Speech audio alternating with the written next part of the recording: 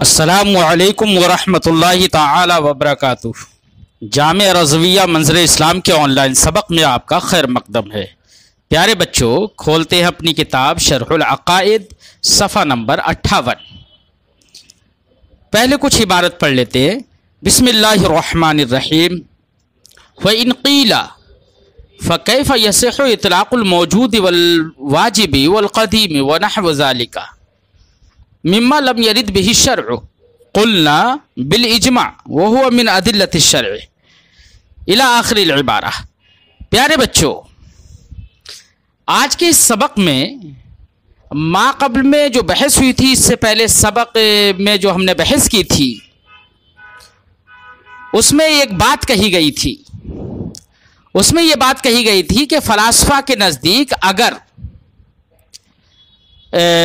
جوہر اگرچہ نام ہے موجود لافی موضوع کا، اور موجود لافی موضوع یہ اللہ رب العزت کی ذات پر بھی صادق آتا ہے، کیونکہ انہوں نے موجود لافی موضوع سے تعریف کی اور ساتھ میں اس میں عموم کر دیا مجردن کانا و متحیزا، تو مجرد اللہ رب العزت ہے، اس لیے جوہر کی تعریف صادق آتی ہے۔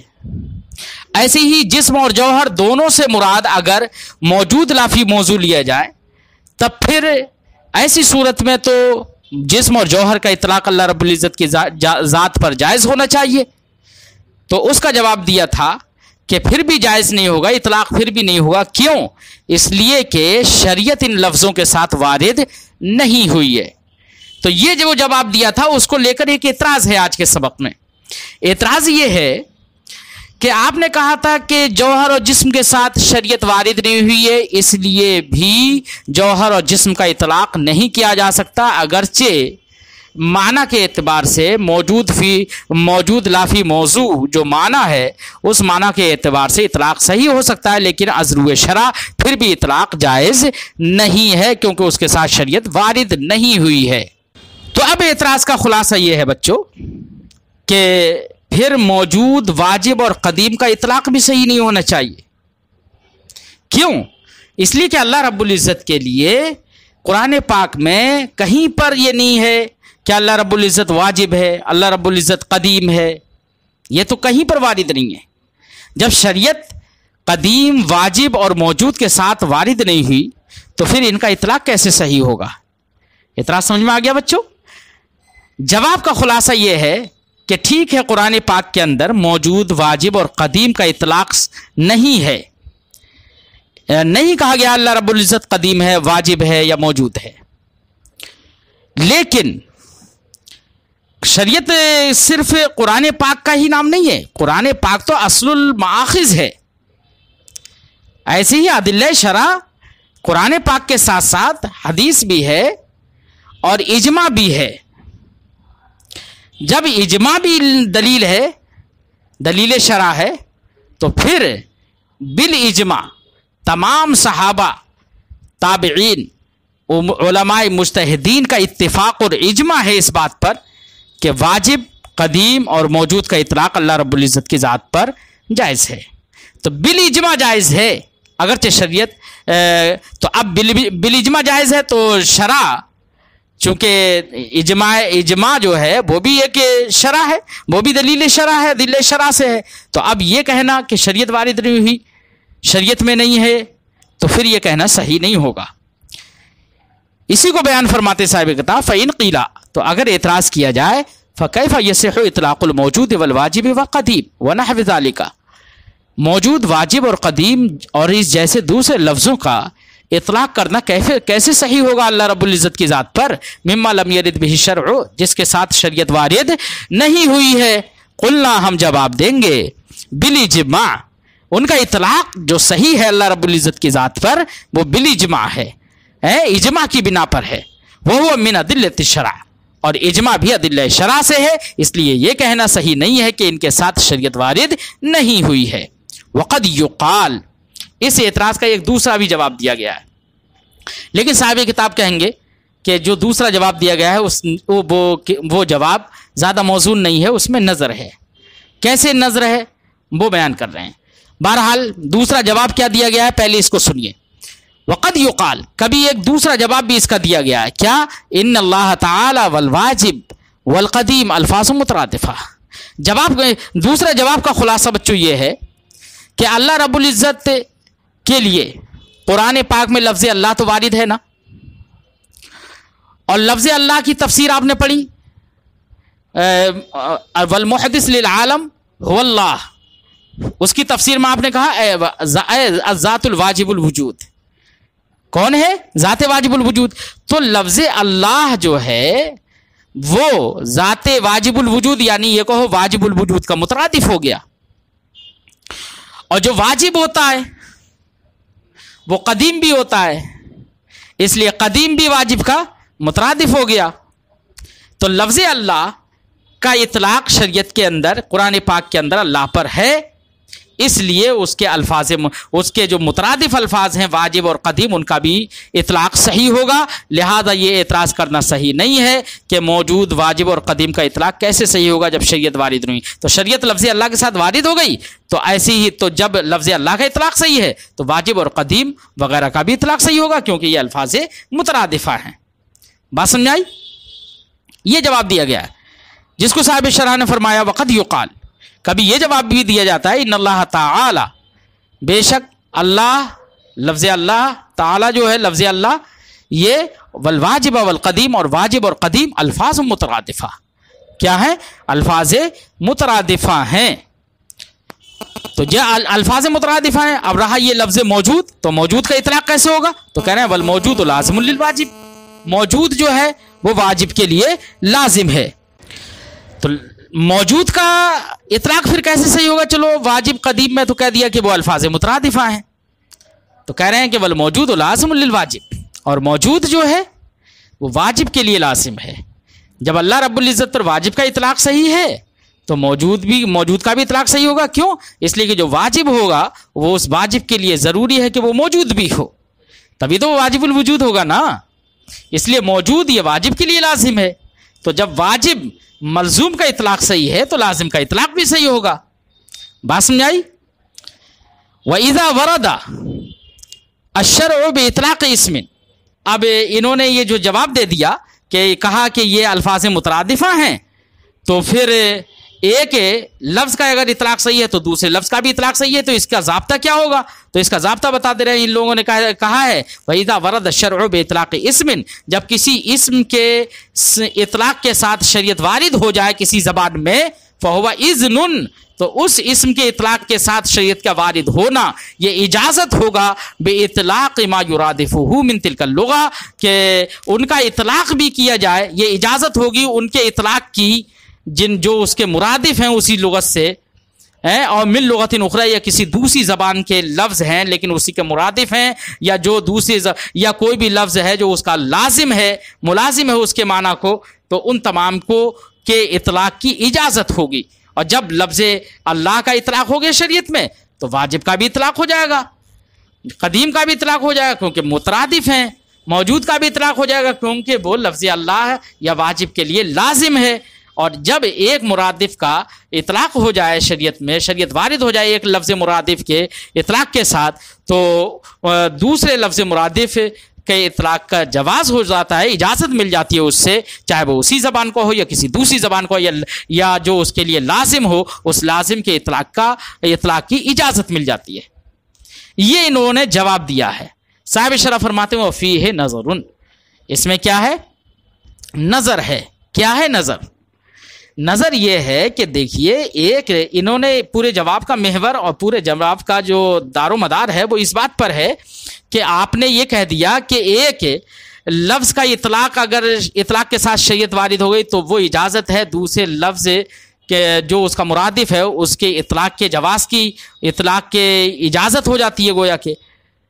کہہ رہے ہیں کہ یہ ہمیں تسلیم نہیں ہے کہ ایک لفظ کا اگر اطلاق ہو جائے تو اس کے مرادف کا بھی اطلاق جائز ہو جائے گا، یہ اجازت نہیں ہوتی ہے۔ جیسے کہ شریعت کے اندر دیکھیے کہ اللہ پاک نے ارشاد فرمایا خالق کل شیء، ہر شے کا خالق ہے، تو ہر شے کا خالق ہے تو یہ لازم ہے اس بات کو، اس کے لیے لازم ہے اس بات کے، یہ بھی لازم ہے کہ اللہ رب العزت بندر کا بھی خالق ہے، خنزیر کا بھی خالق ہے۔ تو دیکھو یہاں پر خالق و کل شیء کہنا، ملزوم کہنا صحیح ہے، لیکن اس کا لازم جو ہے خالق القردہ، خالق الخنازیر، صرف یہ کہنا یہ جائز نہیں ہے، اس کا اطلاق جائز نہیں ہے۔ تو کیسے کہہ دیا کہ ایک شے کا اطلاق اگر ہو جائے تو اس کے لازم کے اطلاق کی اجازت ہو جاتی ہے۔ ایسے ہی دیکھیے مرادف کی جہاں تک بات ہے تو اللہ رب العزت پر عالم کا اطلاق ہے، علیم کا اطلاق ہے، اور اسی کا مرادف ہے لفظ عاقل، حالانکہ عاقل کا اطلاق درست نہیں ہے۔ تو یہ کہنا کہ ایک لفظ کا اطلاق اگر شریعت میں ہو جائے تو اس کے مرادف کا اطلاق جائز ہو جائے گا، یہ اجازت ہو جاتی ہے، یہ کہنا صحیح نہیں ہے۔ اسی کو صاحب شرح نے فرمایا وفیہ نظر، اس کے اندر نظر ہے۔ ولا مصور، اور اللہ رب العزت مصور بھی نہیں ہے، یعنی صورت والا نہیں ہے، شکل والا نہیں ہے، یعنی جیسے انسان کی، گھوڑے کی، طرح طرح کے جانوروں کی جو شکلیں ہوتی ہیں، ایسی شکل و صورت اللہ رب العزت کی نہیں ہے، وہ مصور نہیں ہے فتح کے ساتھ۔ مصور تو اس کی صفت ہے، مصور نہیں ہے، اس میں مفعول مصور، اے ذی صورہ و شکل، یعنی اللہ رب العزت شکل اور صورت والا نہیں ہے، مثل صورت انسان، جیسے کہ انسان کی شکل ہے، صورت ہے، گھوڑے کی شکل و صورت ہے، لینا تلک من خواص الاجسام، وہ مصور ہے کیوں نہیں؟ اس کی دلیل یہ ہے کیونکہ صورت والا ہونا، شکل والا ہونا، یہ اجسام کے خواص سے ہے، تحصل لها بواسطۃ الکمیات، جو اجسام کو یہ شکل و صورت حاصل ہوتی ہیں کمیات، کیفیات کے واسطے سے، احاطہ حدود کے واسطے سے، کمیات یعنی مقدار، مقادیر کے واسطے سے، چاہے وہ مقدار متصل ہو، کم متصل ہو یا کم منفصل ہو، کیفیات یعنی رنگ و لون، رنگ، حرارت، برودت وغیرہ وغیرہ، ان جیسی کیفیات کی بنا پر شکل و صورت حاصل ہوتی ہے، احاطہ حدود کی بنا پر ہیئت حاصل ہوتی ہے، نہایات کی بنا پر ہیئت حاصل ہوتی ہے، تو حدود و نہایات کے احاطے کرنے سے شکل حاصل ہوتی ہے، اور اللہ رب العزت اس کا کوئی احاطہ نہیں کر سکتا، اس کی کوئی حد بندی نہیں کر سکتا، اس کی مقدار وہ مقداری نہیں ہے، وہ کیلیا وزنی نہیں ہے، وہ کیفیات کے قبیل سے نہیں ہے، اس لیے مصور ہونا، شکل و صورت والا ہونا، یہ سب کے سب اجسام کے خواص سے ہیں، اور اللہ رب العزت جسم ہی سے پاک ہے۔ ولا محدود، اللہ رب العزت محدود نہیں ہے، یعنی حد و نہایت والا نہیں ہے، اس کو کوئی حد گھیرنے والی نہیں ہے، اس کو کوئی گھیر نہیں سکتا، کیونکہ کوئی حد کسی چیز کو تبھی گھیرتی ہے جب وہ چیز ذل جسم ہو۔ ولا معدود، اور اللہ رب العزت معدود بھی نہیں ہے، یعنی عدد والا بھی نہیں ہے، شمار و کثرت والا بھی نہیں ہے۔ کیا مطلب؟ یعنی اس کی ذات کمیات متصلہ اور کمیات منفصلہ کی محل نہیں ہے، جیسے ہم ہیں، آپ ہیں، ہم سب کمیات متصلہ یا منفصلہ کا محل بن جاتے ہیں۔ بہین طور کے عدد کہا جاتا ہے کہ میں 1 ہوں، تم 2 ہو، تو یہ 2 انگلی ہیں، یہ 3 انگلی ہے، کہا جاتا ہے نہیں کہا جاتا ہے؟ تو کمیات کا ہم محل بنتے ہیں، کیوں؟ کمیات کا محل وہی چیزیں بنتی ہیں کہ جو ذل جسم ہو، اور اللہ رب العزت ذل جسم ہے نہیں، اس لیے وہ نہ ہی کمیات متصلہ کا محل بنے گا اور نہ ہی کمیات منفصلہ کا محل بنے گا۔ کم متصل اور کم منفصل کا مطلب کیا ہوتا ہے بچوں؟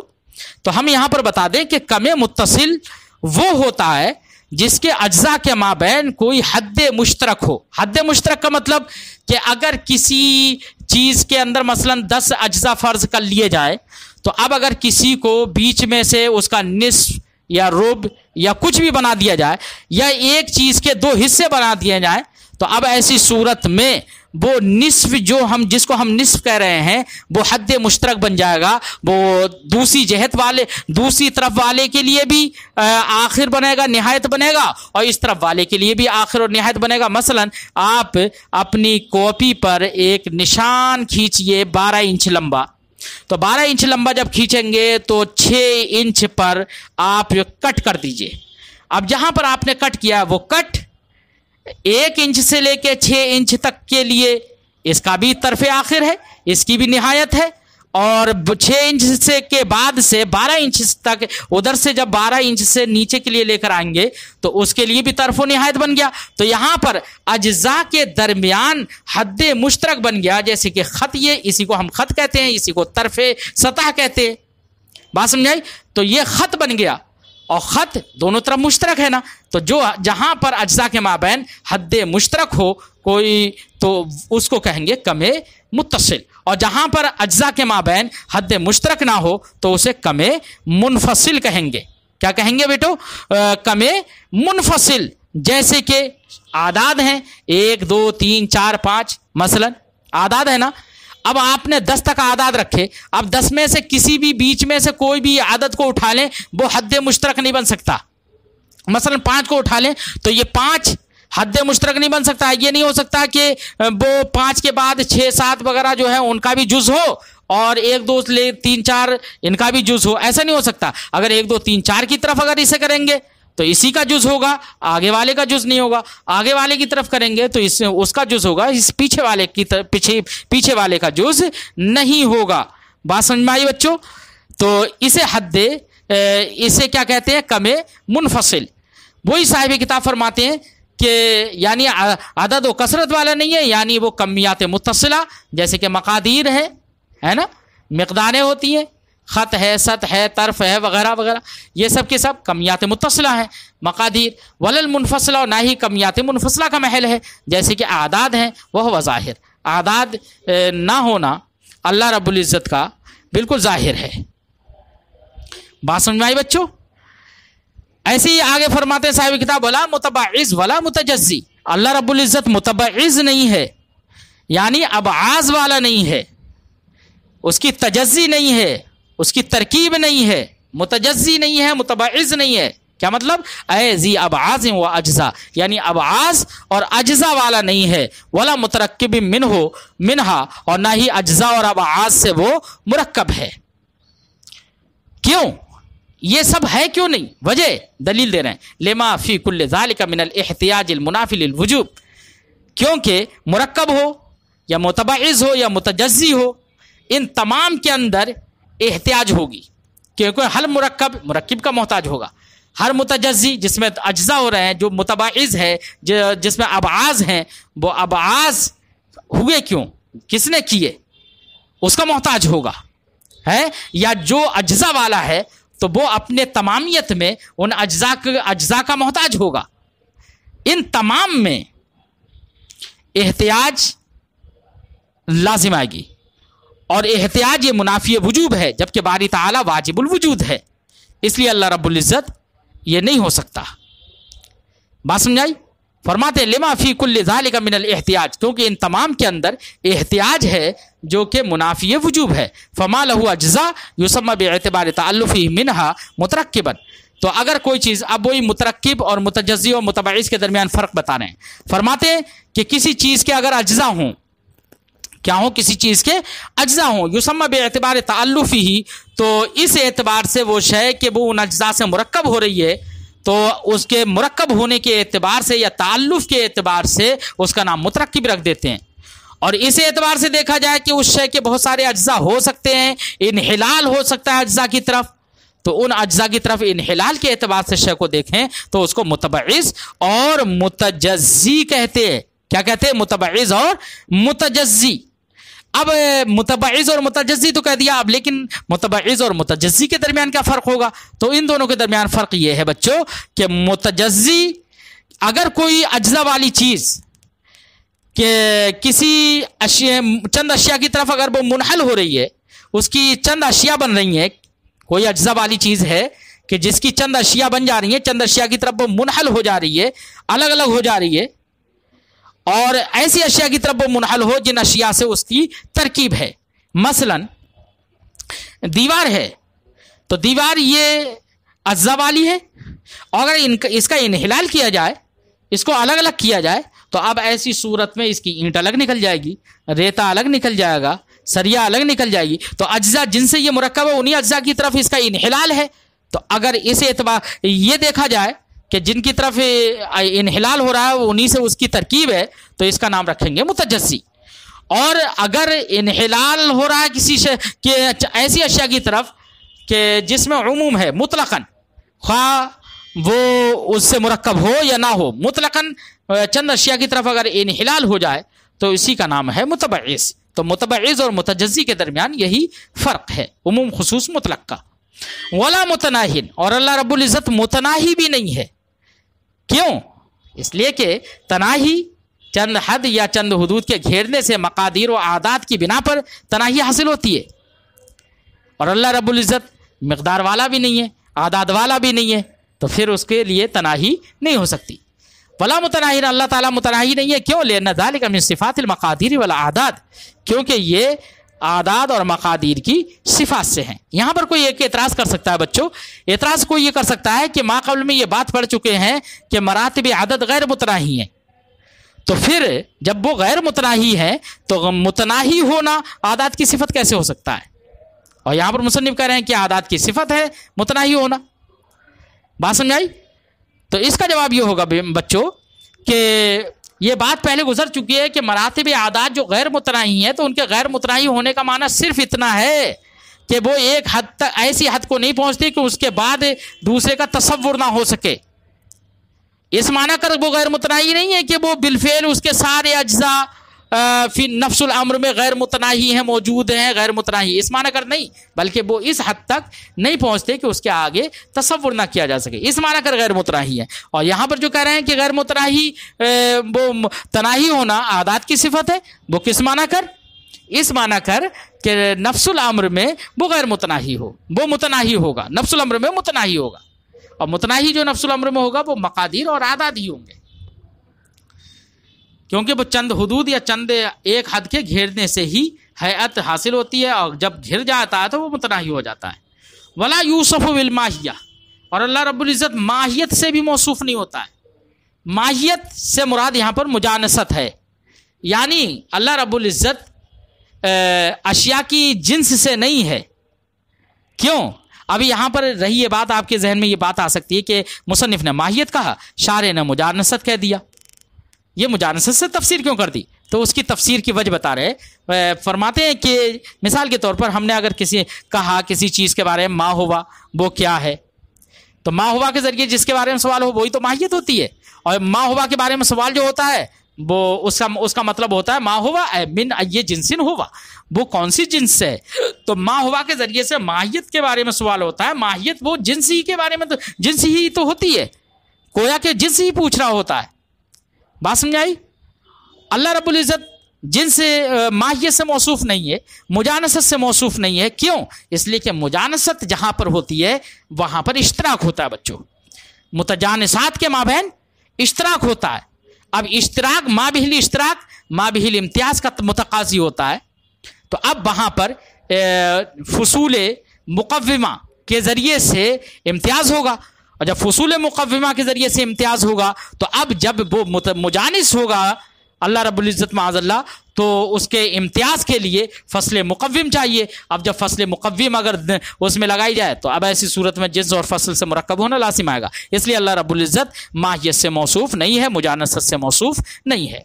फरमाते हैं ला यूसुफ बिल माहियत, माहियत से मौसूफ नहीं है, ए अल मुजानसा लिल अशिया, अशिया की मुजानसत से मौसूफ नहीं है। क्यों? ये मुजानसत से तफसीर क्यों कर दी? लिअन्ना माना कौलना, क्योंकि हमारा कौल मा हुआ का माना है मिन ये जिनसिन हुआ, बल मुजानसत तूजिब तमायुस, ये उसकी वजह बता रहे हैं कि माहियत से मौसूफ क्यों नहीं है। वही फरमाते हैं कि मुजानसत ये तमायुस को वाजिब करती है, तकाज़े तमायुस करती है अनिल मुतजानिसात, मुतजानिसात से बेफसूल, ऐसे फसूल की बिना पर जो मुक़व्विम हो, यानी उसकी ज़ातियात में से हो, फ़यल्ज़म तरकीब, तो अब ऐसी सूरत में अगर अल्लाह रब्बुल इज़्ज़त मुजानिस होगा माज़अल्लाह, तो ऐसी सूरत में तरकीब लाज़िम आएगी। वला बिल कैफिया, और अल्लाह रब्बुल इज़्ज़त कैफियत से भी मौसूफ नहीं है। कैफियत का मतलब बच्चों यानी लौन, तुअम, रायहा वगैरह। बात समझ आई बच्चों? दूसरे लफ्ज़ों में ये समझ लो कि अल्लाह रब्बुल इज़्ज़त कैफियत से मौसूफ नहीं होता है, यानी आराज में से, चाहे वो आराज महसूसा बिलहिस्सिल ज़ाहिर हो या आराज महसूसा बिलहिस्सिल बातिन हो, किसी भी अर्ज़ से वो मौसूफ नहीं होता है। हिस्से ज़ाहिर से जो आराज मौसूफ हो, जैसे कि आराज, जैसे कि हिस्से ज़ाहिर से जो मालूम होती हों, जैसे कि तुअम है, लौन है, रायहा है, दर्द है वगैरह वगैरह। ऐसी हुज़्न है, गम है, हिक़्द है वगैरह वगैरह, ये हिस्से बातिन से मालूम होती है।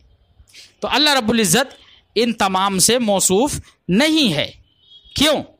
اس لیے کہ یہ ساری کی ساری چیزیں مزاج کے تابع ہوتی ہے، اور مزاج وہ نام ہے مختلف اخلاق کے مجموعہ کا جہاں پر ایک متوسط اور معتدل کیفیت پیدا ہو جائے. تو اس معتدل کیفیت مختلف جو تیزیاں ہوتی ہیں، اخلاق ہوتے ہیں، ان اخلاق کے مختلف تیزیوں کو توڑ کر جو ایک معتدل کیفیت حاصل ہوتی ہے، اس کے معتدل کیفیت کا نام ہے مزاج. اور جب مزاج اس کا نام ہے تو مزاج یہ مستلزم ترکیب ہے، اور ترکیب وجوب ذاتی کے منافی ہوتی ہے. اس لیے اللہ رب العزت کیفیت سے موصوف نہیں ہے. کیفیت سے موصوف نہیں ہے، من اللون یعنی رنگ سے، ذائقے سے، بو سے، حرارت، برودت، رطوبت، یبوست سے، وغیرہ ذالک، اور اس کے علاوہ دیگر سے، حزن، غم وغیرہ، ہے نا، خوشی وغیرہ ذالک، مما ہوا من صفات الاجسام، یہ سب کے ان تمام سے موصوف نہیں ہے کہ جو صفات اجسام سے ہیں اور تبابع مزاج اور ترکیب سے ہے، جس کی تفسیر ہم نے بچوں کر دی. آج کی گفتگو